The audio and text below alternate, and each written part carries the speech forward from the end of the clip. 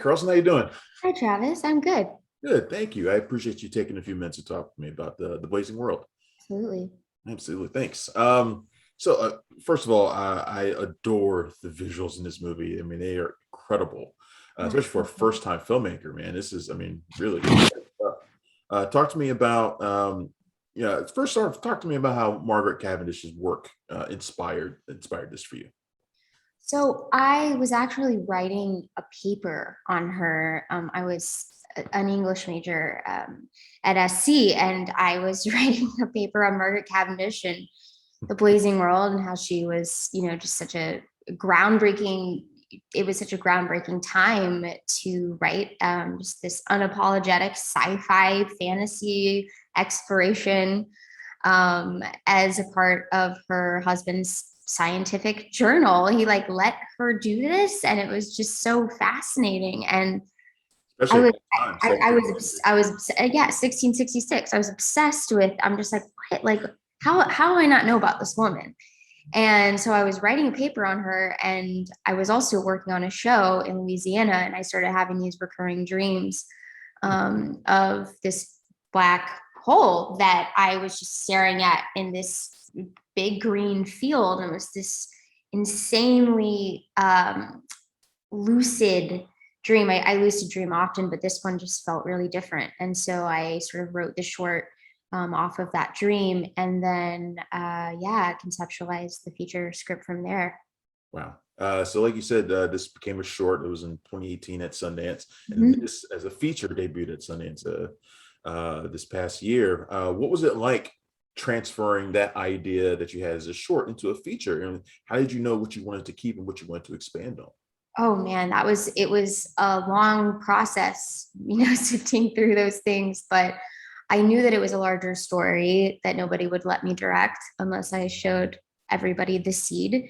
Mhm. And the short film was about showing this vignette in the character's life, and also just sort of where my sensibilities lie as a filmmaker. So from there, I worked really closely with my co-writer Pierce Brown, who obviously is operates in the sci-fi fantasy space too. And so we had this really great language between the two of us. Of I knew it was a story about reframing childhood trauma, and he has an incredible fantasy lens to which he filters everything through. So it was this collaboration between the two of us of, um, how can we find that incredibly subjective place of trauma? How can we ground it in a language that both the inner child and the adult can potentially understand? Mhm. Um, One of the things I really dug about it is that you take on the lead role yourself. You're taking on a lot of stuff here, not writing. Did you always know that you wanted to star in it as well? Was that always your goal? It was, I had never thought about it any differently, to be perfectly honest. It was a character that was really born out of my own mind. And so there was a lot of nuance and sort of things that I had a lot of trouble articulating because I don't even know what I could have said to another actress at certain points. Um, so yeah, for this one, I was really excited to play Margaret. But it's in no way, shape, or form a prerequisite to me directing something. Just this one felt right. uh Visually, I think there's a lot of influences that at least I can see. It seems like there's a little bit of Absolutely. Argento, a little bit of Hitchcock. Yeah. I likened it to the first time I watched Tarsem Sings The Fall. Like, this is a movie that Cool. kind of knocked me over in terms of the way it looked. What were some of the inspirations visually for you?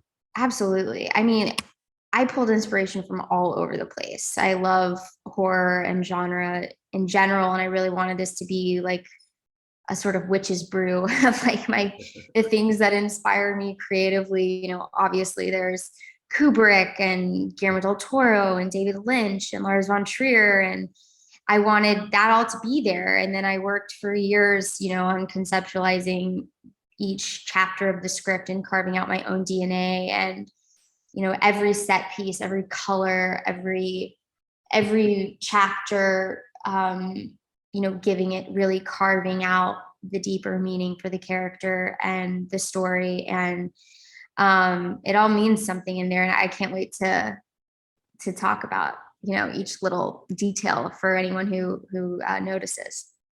You get to work with some of my favorite actors in this. Vanessa Shaw, who you also worked with on 12 Mighty Orphans, which Mhm. I talked to her about. Soko, Dermot Mulroney, and the great Udo Kier. Talk to me about putting them together, and were they the actors that you visualized for these roles from the beginning? Yes, yes. I mean, it was such a blessing to work with Dermot and Udo and Vanessa and Soko and John Carna. These are some of my favorite people at this point. I actually wrote Les Ned for Udo. And so just getting him the script was a huge feat. And then hearing that he wanted to do it was literally the best day of my life. And that was the beginning of March 2020. So obviously the world was about to change pretty dramatically, but he was our first actor attached. And so that was very exciting. And then came then came Dermot, then came Vanessa, and then yeah, John and Soko. And I just couldn't be more grateful that they were willing to go not only on these journeys of their character, which are very warped and sort of it's filtered through the character Margaret's eyes, so they're very larger than life and campy and distorted, and so I was just grateful they were willing to go on that journey, let alone during the pandemic. So Yeah, I was just going to ask you about that. You shot this last year during the pandemic. Did you Mhm. how many difficulties did you run into? Uh, Oh, so many. It was hard. The actual shooting process was pretty stress free. It was a strange, time in the world, but we were in this full blown quarantine camp outside of Austin in Dripping Springs, and we each crew member, we all just had this bizarre opportunity where we were completely sheltered from the rest of the world, and so we were all just channeling all of our creative energies into this thing. And I was like, I just want everyone here to just do their interpretation of these things, and that will be profoundly interesting to see. So yeah, yeah. what are you hoping that people take away from the Blazing World when they go see it? The character reflected a lot of my experience dealing with depression and then attempting to get to the bottom of the why. So I don't, if nothing else, I just hope that it makes the audience think. And that's all I can really hope to do as a filmmaker, is just make you think. But I do think that the mental health space is endlessly creative and fascinating. And I hope other people can reflect on the fact that there is so much to learn on the other side of what scares us, and that there's so much compassion and acceptance when we release shame. Is this a genre? Are you looking to stick around in genre for a while? Are you looking to do I something? am. I am. I just think genre is just exciting. And I think that yeah, I don't know. It just feels like a really edgy space that's never boring. And so I am very excited to keep exploring genre. Definitely. Well, Carlson, I really appreciate this. I wish you the best of luck in your career and with the Blazing World. Thank you. I appreciate Thank it. you, Travis. Nice to speak to you. Thanks for checking out the show. If you like what we're laying down, please subscribe to our channel and click the bell to receive notifications for all of our latest stuff.